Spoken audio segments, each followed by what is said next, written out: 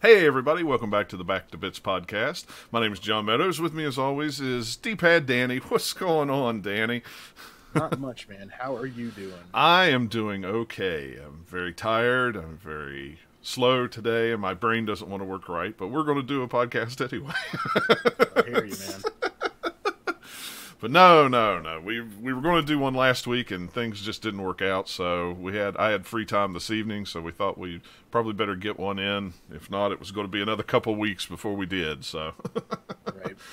but anyway, let's start off like we always do with anything we've picked up here lately. Danny, I'm going to let you go first, as I think I went first last time. I don't remember, but anyway, you go ahead and go first. Either, but yeah, sure. So I picked up a couple NES games. Me and my buddies, we do a speedrunning tournament series on Twitch called the Elite Tournament. Shameless plug. And so this season, which the game is going to be revealed tomorrow, actually. We don't know what we're playing, but we know what the nominees are. So you nominate the games. There's a committee that, votes on them, and based off the votes, that's what the game we play. Mm-hmm. And since I am completely not emulation, I have to buy the nominations when they're announced. So now, does it matter if it's emulation or if it's original card? Does it matter? No, 99% of the people. Well, I guess that's a flub number. There's 24 of us in the series right now, but most of the people use emulators or power packs. Gotcha. Me, I like to keep it original. So by choice, as soon as they announce what's coming out, I got to go out and get all of them just in case. If I don't have one of them and that's the one that's picked, I don't want to have to resort to emulation. Are they ever super expensive games, or are they mostly the common, affordable ones? Not yet. I'm waiting for the day where they're like, okay, yeah, this season we're going to do Little Samson, and I'm going to be completely screwed. I'll send you my EverDrive if they do. But this year, this season, the nominations were the one that I nominated, which is a game I already have, so I didn't pick that one up, but I'll mention it anyway, is Donald Duck no Maho no Bishu, which is a Famicom-only Donald Duck game, which is actually pretty fun. Look it up. So I had that one, and then the three nominations that I didn't have were all NES games, and those were Toki, based off of the arcade game where you're a monkey spitting stuff at bad guys. Right. Another one was Treasure Master, that's not a very good game. I tried it out when it came in, and I'm like, I really hope this is not the one that is chosen, because I really don't want to learn the speed run for this. Oh, jeez. Yeah, it's not a good game. There was an MTV contest at the time when it came out, where if you could actually find all the treasure, you could win real life prizes. I guess kind of like what they did with Sword Quest back in the Atari 2600 days. And the third one is Flintstones: The Rescue of Dino and Hoppy, which is the much cheaper Flintstones. Right. Yeah. Right. Which that one seems okay. It's just a little. It's a little weird. The controls are a little odd. So So no matter what is picked, I will have the physical cartridge to play it. And notably today, and not on the list, but I went and picked up some Switch games today. I went ahead and picked up Captain Toad's Treasure Tracker. I love that game. My son, he was home this week with strep, so he was laying around playing video games a lot. So he played through Mario 3D World, and you need to collect a certain amount of green stars to unlock some of the later stages. Right. And he was missing out on a bunch of them from the Captain Toad stages because it just wouldn't click with him. He just couldn't get those, and so he had me beat those. And I'm like, wow, I really forgot how much fun these levels. Yeah, I love those. So I really got to get the full game. And I also picked up Ukulele based off of. You showed me that you got yours at Best Buy, and I was like, I missed out on that one. I need to go check it out. And they had them at my local Best Buy, and I picked me up a copy. Yeah, I didn't buy it when it came out on limited runs release, just because it was like, man, that game's $50, and at the time it was like I really didn't want to spend $50 on it, and I was bored. I've been working in Pittsburgh all week, so we were getting done at like 2:00 in the afternoon, so I had tons of time, to do whatever I wanted. So it was like, I'll go hit up this and hit up that. And there was a little Best Buy that nobody was in. So it was like, well, I haven't been in a Best Buy in literally like years. I think the last time I bought something from Best Buy was I ordered a Bayonetta that they had, Amiibo they had, and I literally ordered it online, went in the store and picked it up, and walked out. And that was the first time I'd been in Best Buy in like 2 or 3 years. So, Right. so I went in, looked around, and was. I mean, they didn't have much of nothing anyway, but they did have a bunch of limited run games, and I was like, you know what? I think I'm going to get that because I've been wanting it, and Sure. it's half price on the eShop right now for $20, but I'd rather have it physical if I could buy it physical. Absolutely. So I passed on it when it was live because I didn't have the money at the time. Yeah. So I was kind of in the same boat. I think they were doing. I think that was when they had a streak of like 3 straight weeks of Switch games or something. At least now they've kind of spread them out a little bit. But Yeah. you know, they were getting there at first. They were just bam, bam, bam, and it was like, well, I've got to pick and choose what I want because on top of regular releases anyway, then popping another $50, and that one was the one that lost out. So I've literally not. I popped it in and played it for maybe 5 minutes, and that was it. I haven't even played it yet. What little bit of it I did play, though, it's Banjo-Kazooie. Yeah. In every way, shape, or form. I mean, that's not a bad thing. But yeah, I did pick that up. Yeah, it's those limited run games. It's getting to the point anymore where, you know, if you want them, you got to pick and choose what you want. I know there's some people that buy every week. They buy every one of them that come out. And I'm just like, I just don't have the cash for that, man. I don't either. Can't do it. I'd like to. Don't get me wrong. Yeah, I do too. But I got to be choosy. You know, some of them buy they always offer I don't know how closely you pay attention to them, but they offer a bundle every week. Like if they have like 3 or 4 games and the collector's editions, they'll sell them all in a bundle for X amount of dollars. And a lot of people buy those. And I'm just like, I can't do it on top of everything else that comes out that I try to keep up with. It's too much. It's too much. But I will say I have been enjoying, and I didn't even really. It wasn't even planned, but I just kind of fell into sort of collecting for the Switch. It's a fun console to collect for. Well, you can't see you don't it think from about this collecting angle. for a modern console, but it's been fun. I have almost run out of space on my one whole shelf for all the physical I have. I don't know what I'm up to. Last count I was almost 60. That's crazy. I hit 24 with the 2 I bought today, which is still a lot more than I thought I would have, and I still have Toe Jam and Earl Back in the Groove on the way as well in May. Mm-hmm. I have Toe Jam and Earl coming. I did Bloodlines this weekend. I did Curse of the Moon, whatever it's called. Yeah, Bloodstain. What's the other one I did with the same one? Yeah, I did The Messenger because that game is I want to do that. Freaking fantastic. It was my number 1 and 2, but went back and forth from my favorite games last year. It was Monster Boy and that one. Those two just kept going back and forth in my brain. And then excuse me, I'd also had Iconoclast and Celeste. I've still got 4 or 5 coming, so it'll be Celeste looks really good. Yeah, I heard good things about that one. So it'll be a summer-filled mail coming from limited run. So, but speaking of pickups and Toe Jam and Earl, I didn't put it in the list, but one of the things that I got was this. From limited run games, had Toe Jam and Earl Back in the Groove. This was like a little collector's thing in an actual Genesis case. It come with a poster and a little card holder with a bunch of cards in it about the game that Eric sent me. There was only really cool. 500 of these, and this is number 114. Oh wow! He got a buddy of his was at. I think it was Portland Retro Gaming Expo, or maybe it was one of the PAX. I don't remember that they had this, and that was the only they had a couple of them on their website that you could buy, and I missed out on them because they went so quick. Oh, I'm sure. And he only had 500. I mean, I'm sure they were gone within like a minute or two. And his buddy stopped by the booth that weekend at whichever gaming expo it was. I don't even remember now. And he picked up 2, one for Eric and one for me. And Eric didn't tell me. He just sent me a box of stuff of games for him to clean, and this was on the top of the pile. So I was like, Awesome. Thanks. Yeah, that's a nice little surprise.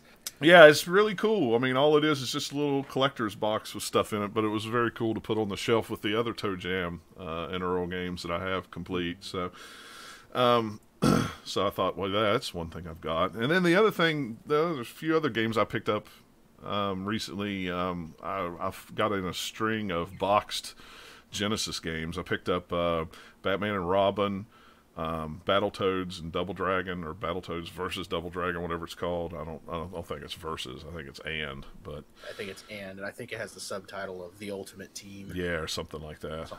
I have it on. I had it loose on Super NES, but I got a box copy of it. I don't even remember what I paid for those. It wasn't too terribly much. That and Sonic and Knuckles, complete in box. Even though I'd already had Batman and Robin and Sonic and Knuckles, I didn't have them complete in box because they were those old cardboard boxes that you just usually don't get. Most of the time those were thrown away. So I picked up those. I think I got them for like $40 or $45 for all three of them together, which was a pretty decent deal. Yeah, that's pretty good. Then I also got a game called Exile for the Genesis that I had never heard of before. It's one of those Revolution Studios games. And it's an awesome role-playing game. It's just an old-school RPG, and it's got this funky artwork that like nobody you'd look at it and be like, oh, it's some kind of hard, complex role-playing game. And I mean, it can be, but it's a game I had never heard of, and that's really the only reason why I picked it up. It was technically a loose copy. The guy had it in a box or in a case, but he had he custom made a cover for it. But if he hadn't have told me that it was custom made, I never would have known it. I mean, it looked real. So yeah, it's a new one on me. I've not heard of that one either. I'm yeah, going to look that one up. Yeah, look that one up. It's definitely cool. It's just a very odd game that nobody ever really. I never heard of it till I saw it. And when he posted it up, I'd bought some other games off of him in the past, and when he posted it up there, I was like, I want that game just because I've never heard of it before. Yeah, I buy games like that too. It's like you get so delved into collecting, and it's like when you come across a game that you've never heard of, it's like, man, I just for the novelty, I got to check this out. I got to see what this is about. Well, that's how I got Elemental Masters. I didn't know what it was, and this lady had this big box of games, and I went through it all and everything like that, and then I was like, oh, well, that's a game I've never heard of. I'll take that one too. And it ended up being my favorite game out of the whole lot of them that I bought. And then the other one that I got was a inbox copy of Super Hydalite, or however you say it, Hydalite or Hedalite. Yeah, but for the Genesis, which is not as bad as the Saturn version or whatever. We were talking about a couple of weeks ago. Yeah, it's still not a very good game though. No, it's not. But it was another one of those that was complete in the box, and it was like, I've wanted it for a while, so it's like, why not? I'll go ahead and get it. So, even though it just sits up on the shelf, I never play it. So. Right, that's okay. But no, that's about all I have picked up. Hopefully next time we record, I will have some more. Some more to talk about. I have a free day Wednesday, so I'm hoping to hit up some retro stores around Pittsburgh Wednesday, so we'll see what they have. Hopefully they'll have some. I'd really like to get some in-box Master System games. I feel my Master System collection is lacking. Yeah, I hear that. They're not so many around here though. Hasn't it's hard to find Master System games, but may even try to hit up the Mega Cat guys. I need to send them an email this weekend and see if they allow people to come visit them in their studio, because I think they've got some new games coming out here, according to the email they sent me. So maybe they'll have something I can check out on hand. It'd be cool. So nice. But tell them I said hey. Yeah, I will. I'll tell them you said hello. But before we get into the Twitter questions that was sent to us a couple of weeks ago, I figured there would be a couple things we could hit news-wise. One of them is probably going to be my rant for the weekend. Polymega was at GDC this weekend, so they were very active on Twitter this week. I should say this week, not this weekend. GDC was all week, showing off the system and pretty much what it is now. It's still the modular console. Originally, it was going to be like it was going to be more hardware based than software based, but they've had a change. It was and taken out the hardware based of it. It's going to all be software based now. It's home in-house emulation, pretty much is what it is. Still going to be modular. It's still going to be, the majority of it's still going to be the CD based stuff. But it's going to be more like a PC than it is going to be a console as far as the innards go. It's going to have the Intel Coffee Lake S series processor, which is, I'm not really sure. I'm not up on my processor stuff. I'm not sure if it's more of a laptop processor or a portable processor or something like that. It's going to have an SD card expansion slot that'll support up to 1 terabyte. And it even has room for it'll support solid state drives and an expansion port now, so you can actually plug a hard drive in it to download your games and stuff like that. It has the Saturn support was one of the big updates. They are like 99.9% of the compatibility of the Saturn library, so it will play almost every Saturn game. Now, is that across all regions, or? They did not say. It just says the entire. So I'm guessing that is the entire region, Japanese and, NTSC or ANPAL. They really didn't say. The PlayStation 1 is at 90%, and they say that will be improved over the next couple months. But the emulation has been the big thing, because a lot of people were expecting, at first they were talking about what they call it, the FMP chip that emulates systems. They use them in the analog NT and the Super NT and stuff like that. That you program the chip to actually act like the original processor, so you get a 1-to-1 emulation compatibility. So it's pretty much turns itself into a Super Nintendo, and that was what the original modules were going to be. You'd plug it on, it would reprogram the chip instantly, and then then you take it off, put another one on, and reprogram the chip and stuff like that. And it's not really going to be like that anymore. It's going to be more of a hardware emulation, software emulation machine. And people on Twitter, when they started talking about, we're going to have a big update and this and that and that and this, retro RGB and his group of friends that do Voltar and DB Electronics and all of them, especially retro RGB, just for some reason he just came out and just drug the Polymega through the gravel and said how the Super NT and the Sega NT was going to be so much better because it wasn't using this and it wasn't using that.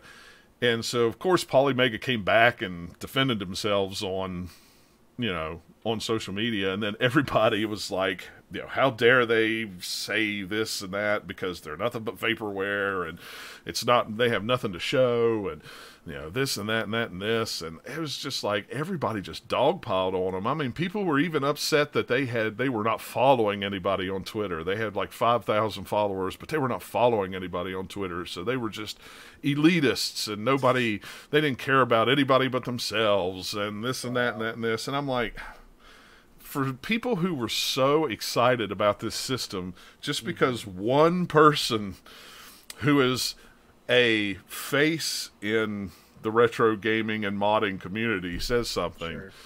And I respect retro RGB, what he does, the database he runs with all the things that you can find about how to mod systems and get the best video and, all this. I use that site all the time.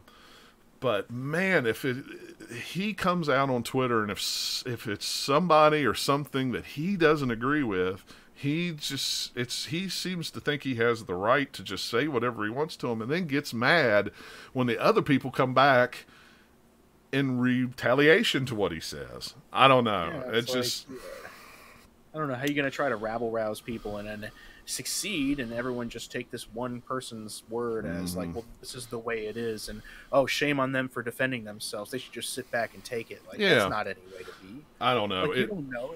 It could be a fantastic system when it comes out, and you don't know. Yeah. Things like that happen in the development process. I mean, where's your console?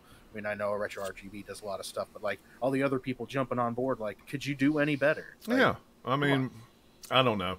And and I know he does a retro roundtable podcast with him and the HD Retrovision guys and Voltar, but I tell you what, that group of guys, not so much the HD Retrovision guys, they seem to keep out of it pretty well. But man, that little group, that little niche or click or whatever.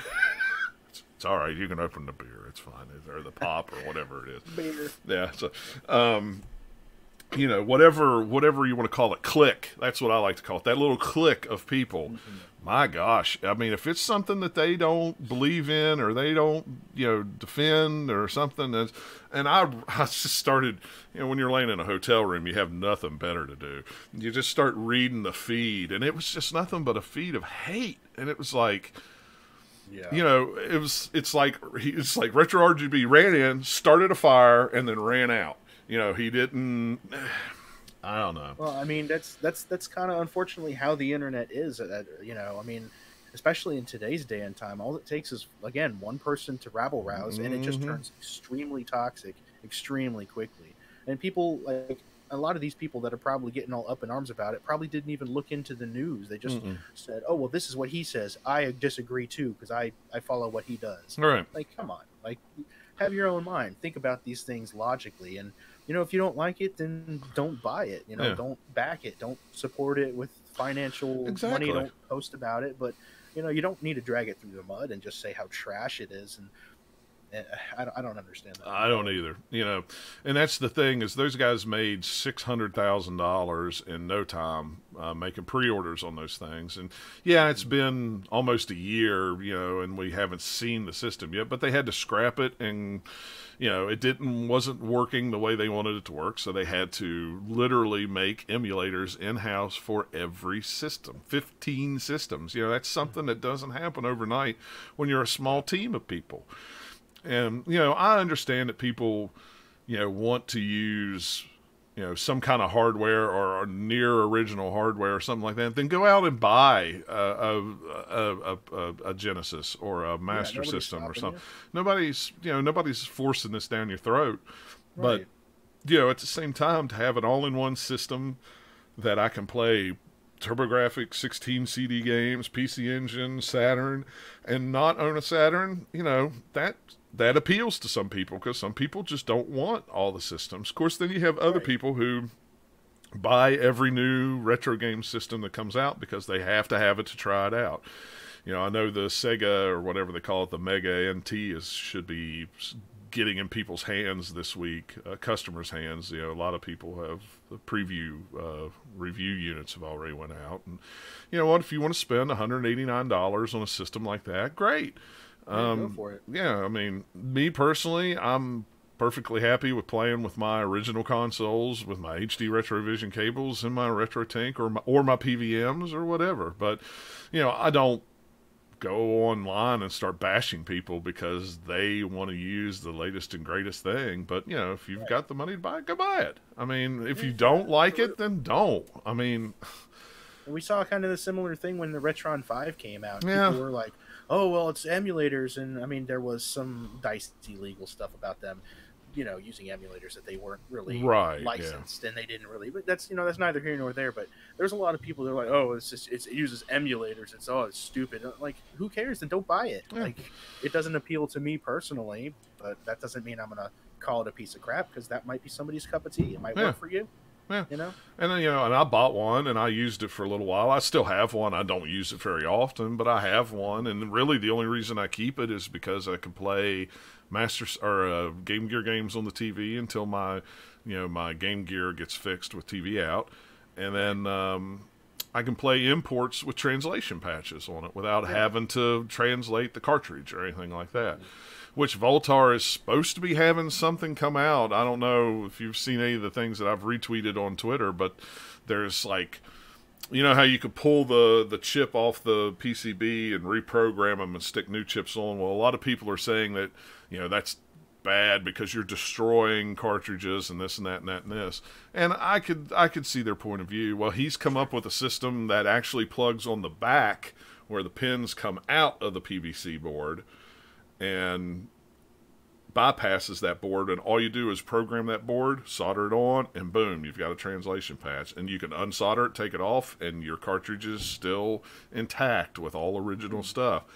But once again, with a lot of things that Voltar has, he always has them, says he's going to bring them out, and then sometimes he does, and sometimes he doesn't. I mean, I'm still waiting on his universal his universal streaming thing that he showed off, and we talked about it here on the show like episode 2 or 3 a year ago, and nothing ever materialized from it. So I don't know if maybe he just decided there wasn't a market for it or what, but I'm hoping that he does something like that. I'm hoping it does come soon, because that's something I'm very interested in. I would like to buy, import carts and then be able to translate the carts and put them in the system and play them. Other than, as long as it's affordable, right. That's the other thing, is how much is this going to cost? I don't know, but I don't know. It just absolutely aggravated me when I was reading that, and then you're not allowed to defend yourself. It's like, that was like the other thing this week that Retro RGB did. Somebody made a video of lag test with the Crits wireless 2.5 gigahertz wireless Genesis controller. I don't know if you've seen that or not, but he made his own wireless Genesis controller and sells for about $70, I think, on his website. And they did it with they did the test with the 8-bit DOE 2.5 gigahertz, and there was like, I don't know, 1 or 2 whole milliseconds difference between reaction time between the two. And Retro RGB came out and said, "See, I told you the 8-bit DOE stuff was not good for speedrunners. It's not good for traditional people that play games. That you want to buy the Crits one because it's better and this and that." And of course, 8-bit DOE was like, he did it with this one, and he didn't do the test with the right one. And how do you know that this is it? And we've tested it too, and it's only within da da da da da da da. And it's like, and I've used the 8-bit retro, and or 8-bit DOE, and I have never noticed anything with them as far as quality of this and that. But I'm not doing speed runs, Sure. And anybody I know people that speed run. Sorry, I know people that speed run that actually use those and have no problems with them. Yeah. Like, so okay, it's like a millisecond. In the broad scheme of things, it's like on an NES game that's only so accurate anyway. Right. Is that going to make any bit of difference? And if you're playing it on an LCD TV through a FrameMeister or something like that, anyway, the TV is going to add even more, latency to it. So it's like, is it the TV that's the latency, or is it the controller that's the latency? I don't know. There's too many variables. Yeah, there's too many variables, and I just get sick and tired of people just, just jump on the hate wagon. Yeah, just jump on the hate and immediately, and then run in and go. They run in, shake the tree, and then run out, and then just watch chaos just commence. And it's just like, it's hard for me to have respect for somebody that does that. It just does, and I don't know. It's high school stuff, man. Yeah, it is. It's the same thing as messaging someone on social media with a hate message and then instantly blocking them because you can't stand to hear what they might have to say about it. It's just trivial. It's childhood stuff. Yeah. It absolutely is. But anyway, I'll step off my rant now, and I'm sure if somebody hears about it, they'll drop me an email. Go ahead. I'm ready for it. So the other thing I thought we thought we might want to touch on is Konami is releasing an anniversary collection on the Switch. It is a anniversary collection of arcade classics. So far, the games that have been announced are Haunted Castle, Typhoon, Nemesis, which is Gradius, Vulcan Venture, which is Gradius 2, Life Force, or Salamander, depending on what country you're in there, Region, yeah. Thundercross, Scramble, and Twin Bee. And a whole lot of shooters and an early Castlevania game. Yep, yep. And then they're doing the Castlevania Anniversary Collection in early summer. Yes. And that'll have that one. Yeah, I am too. So far, they've announced Castlevania, Castlevania 2, Castlevania 2, Belmont's Revenge on the Game Boy, and Super Castlevania. Was that Super Castlevania 4? Yeah, it's actually Castlevania 3, Dracula's Curse for the NES, and Castlevania 2, Belmont's Revenge for the Game Boy. Oh, that's right. Yeah. But there's 4 that they haven't announced that's going to be on it, and I have a projection. If you would. Oh yes. Please. I believe those 4 games are going to be Symphony of the Night, mm-hmm. Bloodlines, mm-hmm. Rondo of Blood, mm-hmm. and I'm going out on a limb here, but I think the 4th one's going to be Castlevania The Adventure Rebirth, which was the WiiWare exclusive. Mm-hmm. That's just, you can't get it anymore. Yeah. The eShop has been discontinued as of January. So I think that would be a smart one to include. Yeah, and I think definitely that one will be on there. I could definitely see. Well, I could see all those, but yeah. So, and these are all digital only. There's no physical release that we know of right now, anyway. And then the third collection was the Contra Anniversary Collection that will come out about the same time as the Castlevania. And so far, they've had Contra, Super C, and Contra 3 Alien Wars announced. But there's 4 more on that one as well that they'll announce at a later date. I'm not as familiar with the Contra series. I mean, I know the staples, Contra, Super C, Contra 3. But I think 2 of those would be, again, Contra Rebirth, which was mm-hmm. part of the 3-game Rebirth trilogy, along with Gradius Rebirth as well. And probably Hardcore for Genesis. I would figure that. As long as it's not Contra Force, I think we'll be okay. Yeah, well, that's not really a Contra game anyway. No, it's not. I have it, and it's not really that great. I mean... No. I keep it because it's expensive. Yeah, it's about an $80 game or so. Something like that. I think it's actually went up here recently. It seems like some of these harder ones. So yeah, I'm real excited about this, especially the arcade. The arcade stuff with arcade of Life Force and Haunted Castle and stuff like that. Because I love playing those on my RetroPie. I like playing the arcade versions of them. They are really, really fun to play. But yeah, I'm also looking forward to the Contra games and, of course, the Castlevania games. It's cool to actually see Konami actually doing something like this for a change. They're doing something that's not a pachinko machine. Yeah, I know. Finally, maybe the Mafia's let go of them. It's like... But let's see. I was seeing here there really wasn't a whole lot they talked about, so I don't know.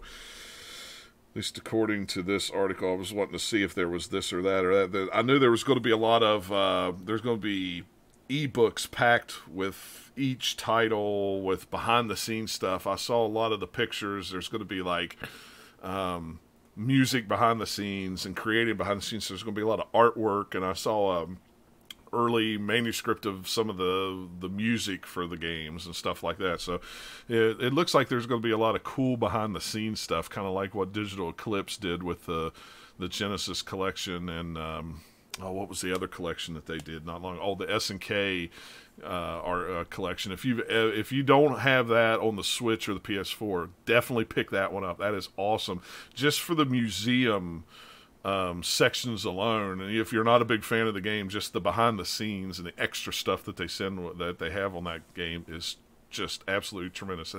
You can listen to every soundtrack, every song on every game on that thing. which is And fantastic. interesting enough, looking at the site again, it looks like the Contra that they're including in the Contra collection is actually the arcade version. Mm-hmm. So I would say that the NES version of Contra would probably be one of those 4 as well. Yeah, it could be. Yeah. It'll be real interesting to see exactly how that was. I want, because that's one thing they didn't say. I know those are the arcade versions. I just wondered if they were also going to do, you'd be able to play the NES versions, or if they would be a separate game. Or I would imagine they'd include them separately. Yeah. So, but yeah. So this is what Konami's doing for their 50th anniversary, which is pretty cool. As much as I would like to see a physical version come out, I mean, I guess maybe after all the games are released and stuff like that, they could maybe possibly do a physical, but I doubt it.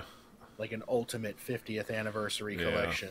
Well, and that seems to be the thing anymore. It's like, well, let's do a digital first, and then update everything, and then we'll release a physical version. At least that's the way it is on the Switch, and it kind of drives me crazy because I like to buy games when I see them. It's like, ooh, I want to play that game. I want to buy it. Right. Well, it's digital only, and then I buy it digital only, like Bloodline or Curse of the Moon, whatever it was, the limited run game we were just talking about. Bloodstain. I keep wanting to say Bloodline. I don't know why. But Bloodstain, it's like I had to buy that game the day it came out. I'm like, that game looks awesome. I will buy it. It was and then really, really good. Yeah, and then here it is 6 months later. It's like, oh, by the way, here's a limited release physical version. I'm like, daggone it. Yeah. I'll just turn around and buy it again because that's the way I roll. So, but you get that, especially with limited run games. Those kind of limited release games are like that. But that's why I have a 400 gig micro SD card on my Switch, because I end up buying too many digital games. So it's ridiculous. I've went in 2 years. I started out at 128, and that lasted me a year. And then Black Friday, I bought a 256, and it's not even been a year, and I'm already like, oh, let's upgrade to the 400 while it's on sale, because it's not going to get any cheaper than that. So it's like, right. I hate it. That's why I have so many physical carts, is because there's too many games on the Switch I want to play. So yeah. All right. Console. Yeah, it is. It's probably my favorite console right now, and that's hard. That's surprising, as much as I love my PlayStation 4, but my poor PlayStation 4 and my Xbox One doesn't get any love hardly anymore, except for Anthem and Division 2. That's about it right now, and the Yakuza games. Right. All right, Twitter questions. Right. We had so much fun last time. I put it back out there to have Twitter questions again, so we got about 3 or 4 Twitter questions. If there's any questions that you would like to ask us, it's the @GL_podcast, or actually it's @back2bits, TO bits. Either one of those, you can ask your questions there, and that's consistent. Yeah, we'll be more than happy to answer them on the show. So, favorite Nintendo/Sega/Sony retro system? That's a loaded. That is a huge loaded question. It's like, well, maybe one of them. Okay, the Genesis is my Sega. My Nintendo. That's the hard one for me. Yeah, because I would say for. Sorry, I would say for Sega, mine probably would be the Genesis as well. Although I've really been enjoying the Saturn and the Master System as of late, but you got to go Genesis, I think. Yeah, I mean, it has the biggest library, and technically, if you like the Genesis, you could play the Master System games on it if you have a converter. So I mean, yeah, true. I mean, well, my favorite is the Genesis because that also includes 32X and Sega CD. Yeah, System, man. It's blast processing, dude. That's what Nintendo. Nintendo is what's hard because I really like the NES. I have a lot of fun playing the NES. I like the Super NES. I like the role-playing games on the Super NES. Yeah. I don't play a whole lot of other games on the Super NES. So mostly role-playing games. But I tell you what, the GameCube is really hard for me not to really, really, really like. Yeah, GameCube is really good. Fire Emblem's awesome. oh, what's the egg game that Sega made? It was by the guys that did Billy Sonic. Hatcher, Billy Hatcher and the Giant Egg. I love that game. The game is so I need to get cool. a copy of that. It seems so quirky. Yeah, it's so different. It's really cool. I really like that game. And of course, then you got so many of the Sega games that came out on the Dreamcast were ported over to the GameCube. Like Sonic Adventure. Yeah, Sonic Adventure, Phantasy Star Online, Yep. Skies of Arcadia. Yep. I think of all the games that I have, of all the systems I collect for, I think the GameCube is the one that I have almost every game that I want for it, except I don't have a copy of Mario Sunshine. That's the only game that I want. I've never, for one reason or another, I never picked up a copy of Mario Sunshine, and I don't know why. It's only like a $35 game, I think. Yeah, it's not real expensive, and it's not hard to find. It's just I never picked it up. When I was working at GameStop, it was when the Wii had just come out, or was coming out, and so the GameCube was kind of going out. So back then I was grabbing up games that I knew were going to be hard to find at some point. Fire Emblem, Phantasy Star, Right. Games like that. But I would have to say of all the of all the Nintendo systems, I think the GameCube is probably my favorite, believe it or not. Which is It's not a bad way to go. I No. mean, really, you can't go wrong as long as you don't say the N64, honestly. I agree with that. For me, that's a tough one as well. I think really for me, I mean, I love the GameCube. I mean, I even love the Wii. I mean, I wouldn't really. That's right on the cusp of retro there. But then, I mean, you got to take into consideration the Game Boy too. Well, that's true too. Yeah, I didn't really think about the Game Boy. Game Boy's a really good console. But I think for me, yeah, it comes down to the NES or the SNES. And like we've mentioned before on the show, I believe that the SNES, out of about any console out there, has the best good game to bad game ratio. Yeah. Like out of any console ever. Fight me on this. Challenge me. Prove me wrong. Yeah. I mean, there wasn't a lot of like shovel crappy games like there was on the Genesis, because there was a lot of good games on the Genesis. There was a lot of crap on the Genesis too. Yeah, I mean, it's the same thing in like later systems, like with the Wii especially. It's like there's so many little kid shovel throwaway titles. I think I got to say the NES is probably my favorite Nintendo console. It's a tough race though. I mean, it is. On any given day, it might tomorrow it might be the Super NES, but right now I'm saying it's the NES. Yeah. It's got to be. It's hard for me. Just I didn't have an NES growing up. Like I've said it here before, I didn't have an NES till 20 years ago. So, it's still a system that I'm still finding games that I didn't even know existed on it. There's so many gems on it. There really is. Yeah, but to me, I really like the GameCube. Rogue Squadron, those games are really Can't fault fun. you there, man. Like I said, it's a good console. Something I really like Chibi Robo. I like Final Fantasy Chronicles. Yep, I have that one. Mario Golf Toadstool Tour is a favorite that me and my wife constantly come back to. So I mean, no judgment there. It's a good console. Yeah, I would say of all the systems that I have collect for, it's the lead. I don't have a ton of games for it. I have all the games I want, but they're all quality games. I don't have any crap games. Like there's some over there on the Genesis wall that have their it's like Garfield or Goofy or something like that. Just because it's like, oh, I got this box game in a lot, I'm just going to keep it because it's kind of cool. It's not like that with the GameCube. Sony retro system. This one's a no-brainer for me. It's the PlayStation 2. Yeah, that's exactly what I was going to say. There's more PlayStation 2 games I enjoyed than PlayStation 1. And it plays PlayStation 1 games, so it's really not even a contest. Yeah. I mean, at least not for me any. I mean, somebody might have a case for the original PlayStation, which was cool in its own right, but I mean, when you have all that and more with the PS2, that's just... Yeah. And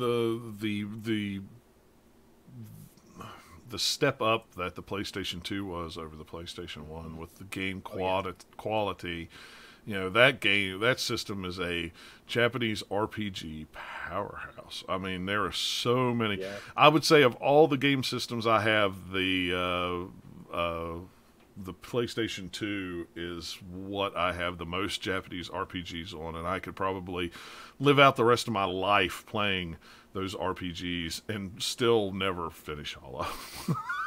Right. Because I think that's all I've got other than the Yakuza games. They're all role-playing games. I don't know. I would almost argue that the PS1 rivals, if not surpasses, the PS2 and the JRPG area. It does have a lot. I have a ton of them. Like I just picked up a copy of Grandia, which I guess I could have put in with the pickup section, but I picked up a copy of Grandia the other day, and I'm like, oh yeah, here's another PS1 RPG that I'm going to put on the shelf and never play. Yeah. You know, I have so many on the back burner list. It's insane. Yeah, and it's hard. You know, it was hard for me to say with the Sega not to Dreamcast, just because I love the Dreamcast so much, and I have so many games with the Dreamcast. But Dreamcast is a really cool console. I like it a lot. I think the Genesis wins out. I agree with you. Hey, DW, we're talking Twitter questions that we've gotten on Twitter. So we were just talking about our favorite retro consoles. Nintendo, Sega, and Sony retro consoles. Another question that Eric had was, what is your first PC gaming memory? Well, I didn't know how you were with PC games. You know, with me, I didn't get my first PC game until after I was out of high school or PC and had a job. You know, my mom and dad didn't have a PC. Now, my earliest PC memory was in junior high.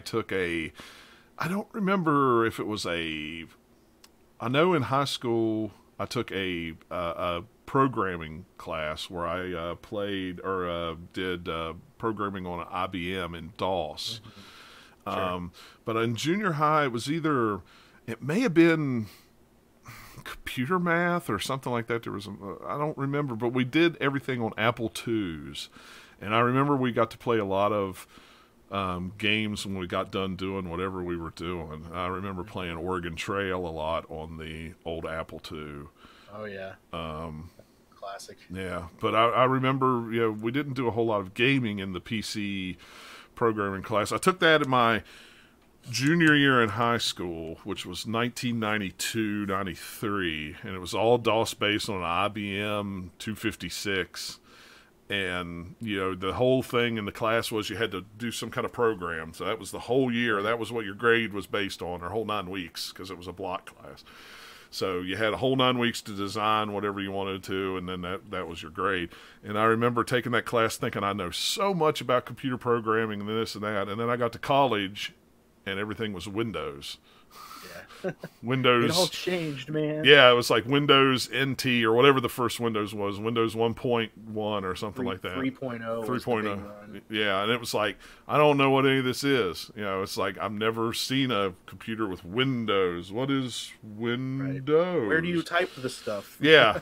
Where's my C:/ you know, I can draw a line, buddy. I can get there. But yeah, I mean, as far as earliest PC memory that I have is in 7th or 8th grade playing Oregon Trail on an Apple II, because I had a Windows PC, but like I said, this was 96 or 97 when I got my first job, and you know, and was playing a lot of those LucasArts games like Grim Fandango and Star Wars and things like that, which the only PC game from that era that I still own, well, I own a couple of them, but the one that I own is Grim Fandango. It's complete in the long box. I still need to play that one. I got the remake, and I've heard so many good things about it. It's just I hadn't gotten to. You can get it on the Switch now. I mean, you can buy it on the Switch. Yeah, they have it on the Switch. But I have the game in the box with the strategy guide. I bought the strategy guide too, and it's like this thing. And I got to looking at it. It'd been in the closet for years. I actually pulled it out. It still has the receipt from Software Etc. in it, where I paid like $40 for it. And unfortunately, when we moved, it somehow got on the top of a box that everything got stacked on. So the box itself has actually got a crease in it where it had been crushed. Oh man, that's heartbreaking. Yeah, well, luckily the strategy guide was in it, so it didn't get crushed all the way flat. Well, that's good. But you know, it's still now it just has a big crease down the side of it. So I really need to get, you know, I buy these protectors to put a lot of my cardboard box games in, and I really need to get one for the PC size, so So I can put that in there, maybe flush it back out. But Right. I don't have a whole lot of history with PC gaming. So what about you? Well, it's hard to say. Like, well, I do have memories in school, in elementary school, playing on Apple IIs as well. We had like Number Munchers, and we had, we played Oregon Trail and Odell Lake and stuff Mm-hmm. like that as well. But so the reason I'm so big into video games, like my early exposure to video games, was my dad. He was big into it when the NES was new, when the Yeah. SNES was new. But when we got our first family computer, that's when he kind of started playing a lot less console games, and that kind of was the beginning of the end for him. And eventually, he just went all into computers, and by that point, the N64 was coming out, and so I had the NES and the Super NES in my room because I was the main one playing them, and Oh. eventually, I just kind of inherited them. So we always had computers in the house from I remember at a young age, and I remember sitting and watching him play Warcraft 2 and Diablo back in the day. But I think the earliest memory that I can remember semi vividly was the first computer my dad bought was an Amiga 500, and I remember there was this really bad Wheel of Fortune game on it, and it had digitized voices. Yeah. So you would play it, and it had like a couple different choices of avatars you could choose. Your generic people characters, and then the computer players would be purple and orange, and it was just a little box, Yeah. like a purple with a purple background and a frowny face. Like I remember the purple guy was angry, and the orange guy was like a smiley face. He was happy. That's hilarious. And they had these really cheesy digitized voices. So when it was like Purple's turn, he was like, "I'll spin, please," and it would spin. And on the other side, the orange character would have this really high pitched kind of "I'll spin, please," and I just vividly remember those voices in my head, like. And I remember watching him play it, and I'm thinking, wow, this is kind of cool. But looking back now, I'm like, wow, that was a really bad Wheel of Fortune game. Yeah, but at the time, it was like, Oh, yeah, at the time, it was like, wow, they're really speaking to me. They're saying actual words, Yeah. I remember the first time I saw which Wing Commander game was it that they actually started putting actors in it with digitized graphics? Was that 4, I think, or 3? I'm sure. I don't remember, but I remember the first time seeing that on PC and going, "Oh my gosh, this is like playing a movie," And then they'd have this big, long, terribly digitized scene of Mark Hamill doing this and that and that and this, and then you cut to this 16-bit, point and click kind of thing to but now looking back on that, it's like, holy crap, that was state of the art at the time. I remember the first PC I had was a 256 meg processor with, I think it was like 10 gig, a meg of RAM and like a 256 hard drive on it, and it was like, whoa, this is huge. It's still had the 5.5-inch floppy, had a floppy, and all that stuff on it. But yeah, Mom and Dad, we never had a PC in the house until I got enough money that when I was working, because PCs were expensive back then, and oh yeah, we didn't even have a Tandy from Radio Shack. It was like, nope, much as I always wanted one, so the only exposure I got to them was at schools. Right. What was it like pre-ordering games in the mid-90s, and was there swag? I don't remember any swag at all. I don't remember the 90s. No, I'm kidding. No, I don't remember pre-ordering anything in the 90s, honestly. The only thing... I don't think it was a super common thing back then, not until GameStop became big. Yeah, the only thing I ever remember pre-ordering was a PlayStation 1 and some games. So that was... When did it come out? 98? 97? I think it came out in 96. Did it come out in 96? I feel like it was 96. I don't even remember what year it was. I know it was in the 90s anyway. And I remember going in and trading in my Genesis and all my games for it. And I remember the Genesis that I took in, barely 95. 95. If you Was it can really believe that that. long ago? Yeah. Jeez, it doesn't seem Yeah, like it was that long it was released ago. on the December 3rd, 1994 in Japan and September 9th, 1995 in North America. I remember it was in September. I do remember that. Because I'd went in and traded in all my Genesis stuff for it. Tisk, Oh, I know. Yeah, but that was back in the day when it was like, you know, in 95, I was just out of high school. I'd just graduated high school, so I didn't have any money. I was in 5th grade. I know, you young kids. But, yeah, I do remember that. And then I remember pre-ordering a Dreamcast in '99, which I traded all my PlayStation 1 stuff in for the Dreamcast. And I still had my launch PlayStation 1, and it was so bad that when we wanted to play it, we had to put the disc in it, flip it upside down, turn it on for it to work. It wouldn't work any other way. And I remember taking it to GameStop or Babbage's or wherever it was to trade in for my Dreamcast, and I remember going, if they just turn it on and play it for 5 seconds, it'll work. And that's all they did, and I was like, hot dang, they gave me full price for it. But if anybody else got that one, buddy, it wasn't even going to work for very long. But I never pre-ordered games. I pre-ordered games like at the launch of the system, but after that, I always just went in and bought games. I don't remember. I remember getting Ridge Racer with the PlayStation 1. That's really and Battle Arena Toshinden. I don't remember any other games at launch that I got. I'm sure I probably got a couple others.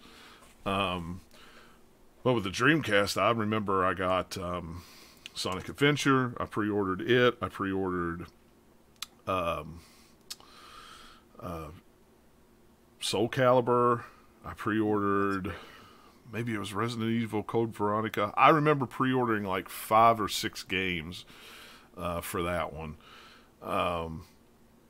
But after that, I never pre-ordered anything. I always just went in the store and, this is out. Okay, I'll buy it. They really didn't, in the 90s and stuff, they really didn't push pre-orders for games.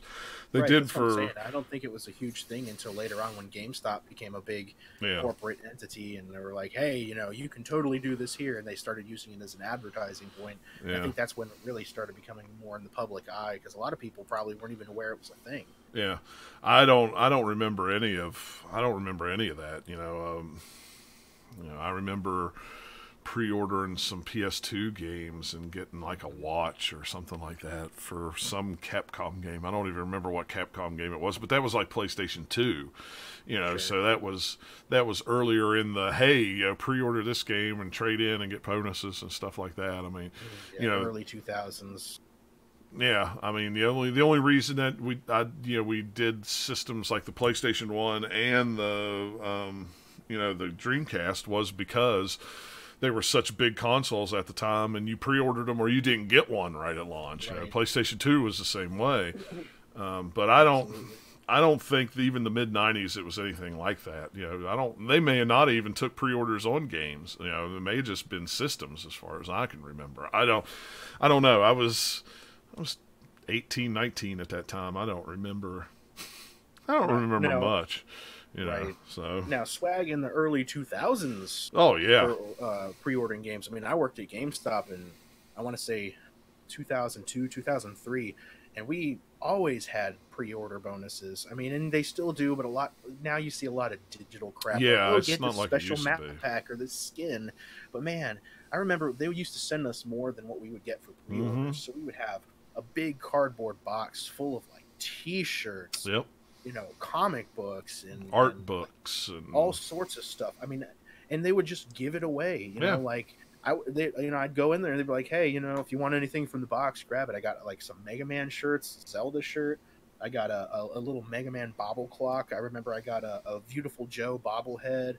I got tons of stuff while I was working there that people just anticipated more of a pre-order than they actually got. They were always offering something cool. When I worked, see that as much anymore. No, when I worked at GameStop, it was like I said, it was around the maybe a year or 6 months before the Wii came out, something like that. So that was I don't remember. I can't. Years are escaping me. But anyway, I have a tote.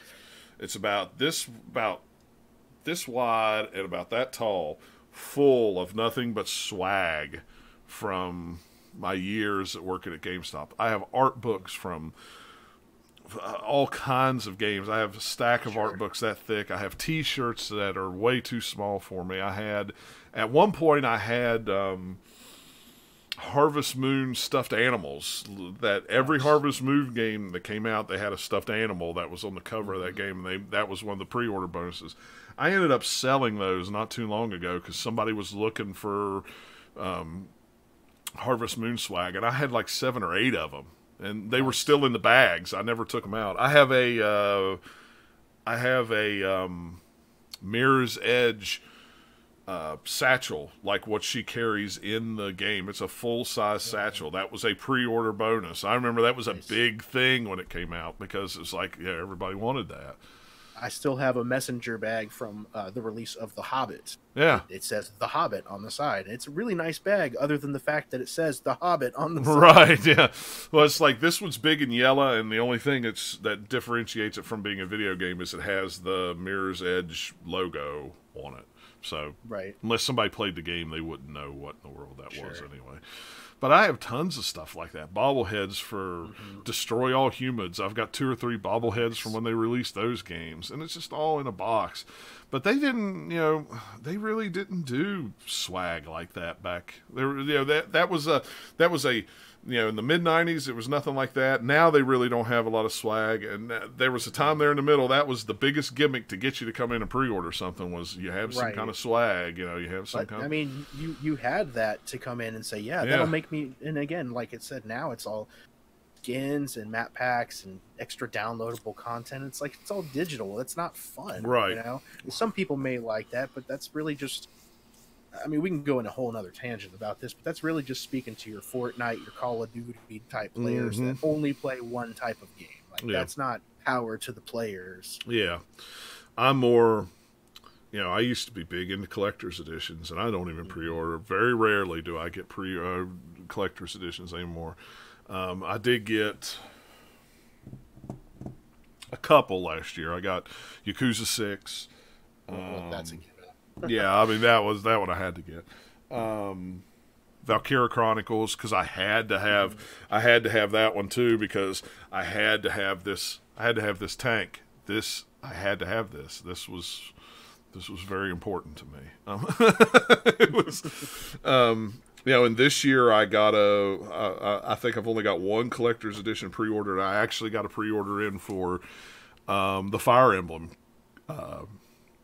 collectors. Oh, the 3 houses? Yeah. And the only reason I did was because even though I've got the regular game pre-ordered on Amazon before they stopped the discount for like $47, I actually just happened to be home. I happened to be online at the time that the collector's editions went up, and I went, I'll order it.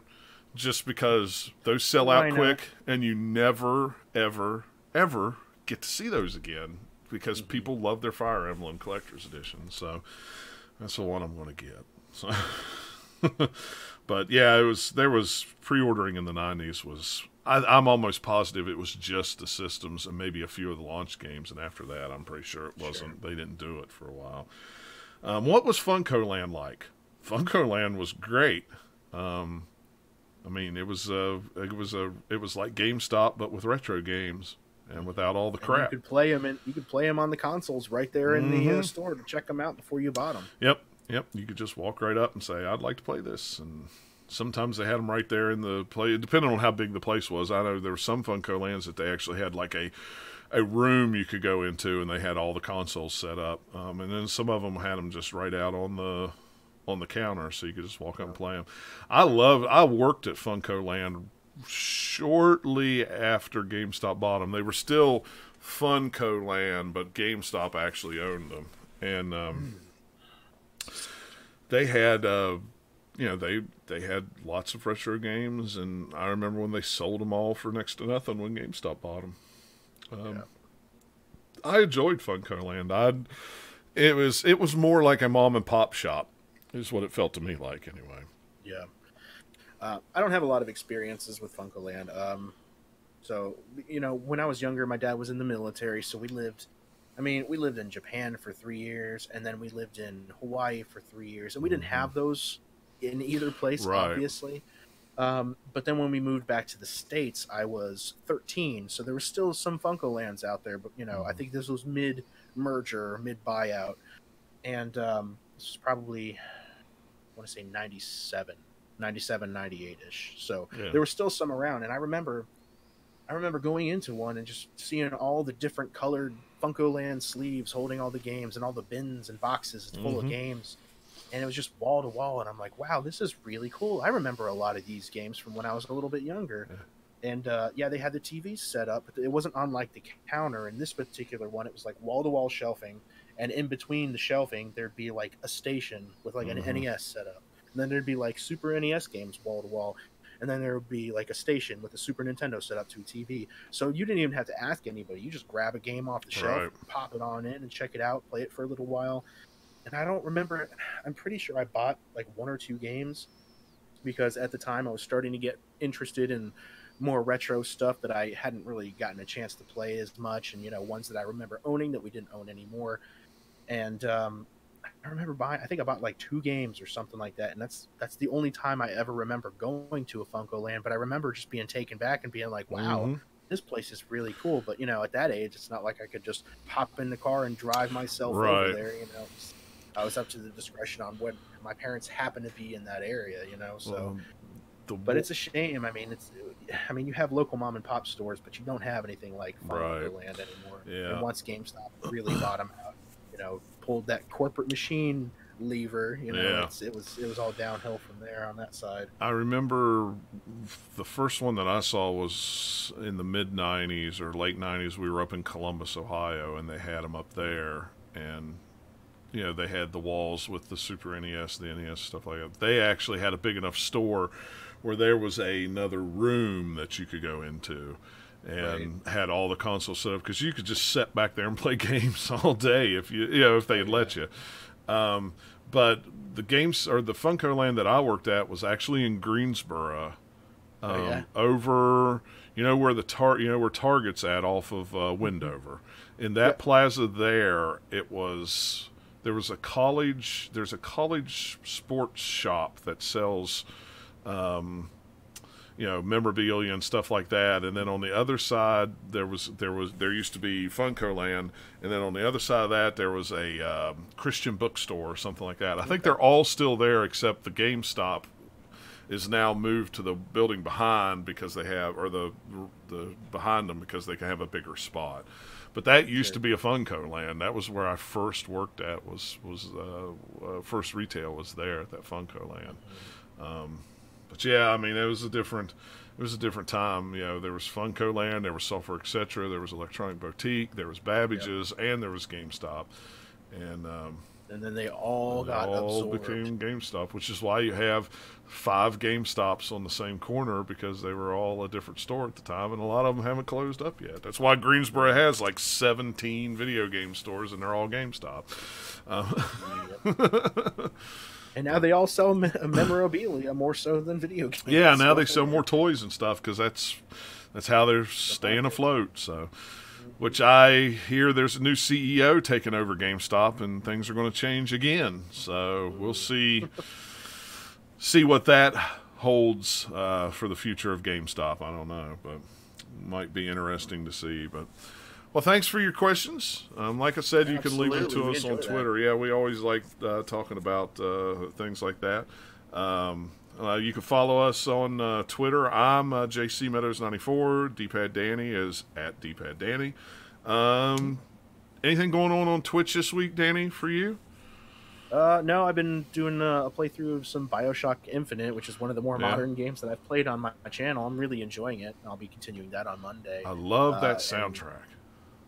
yeah, The it's really good, man. I love the ambience just in general, and the setting, the whole Americana kind of vaudeville sort of deal. It's and really I interesting. watched you play some of that, and I couldn't. It's been so long since I played that. I played that game start to finish, and I know when you walk into the first thing when you get into the city, and Hmm. you go down a certain path, there's actually a barbershop quartet that comes up Yep. on a thing, and they sing a Beatles song or something like that in a cover. Oh my gosh! Yeah, there's lots of little Easter eggs for music. Like there's one where it was kind of like I don't remember if it was like an accordion or something, but it was a rendition of "Girls Just Want to Have Fun." There's all sorts of those little things. It was down on the boardwalk, and it was the but it was "Girls Just Wanna Have Fun." It was what's cool is if you go online, you can find the soundtrack to that game with all the covers on it. It'll just blow your mind on some of them that you just walked right by and you heard it, but it never even caught you. You didn't even realize what it was you were listening to. So that game is, I want to say it's underrated. It's really not. But it's pretty highly rated. It's highly rated, but it's a game for a reason. It's a good game. But it's a game that you don't hear a lot about anymore. It was kind of like, oh, BioShock Infinite, here it is, it's a great game. Now BioShock's just kind of disappeared, but that game is really, really good. It's worth to go back and play a couple times. I really like that game. So, but so you'll see. So check out Danny's Twitch channel, twitch.tv/dpaddanny. You can email us retro@the-gamers-lounge.com. And I think that's about all we have for this episode. But if you have any questions, like I said, at Back to Bits on Twitter, leave us a question there. We'll be more than happy to answer it. Or you can email it. Whatever, dude. Absolutely. We'll take it all. Send us your questions. Absolutely. So, all right, guys. Well, thanks for hanging out, and we will catch you guys next show.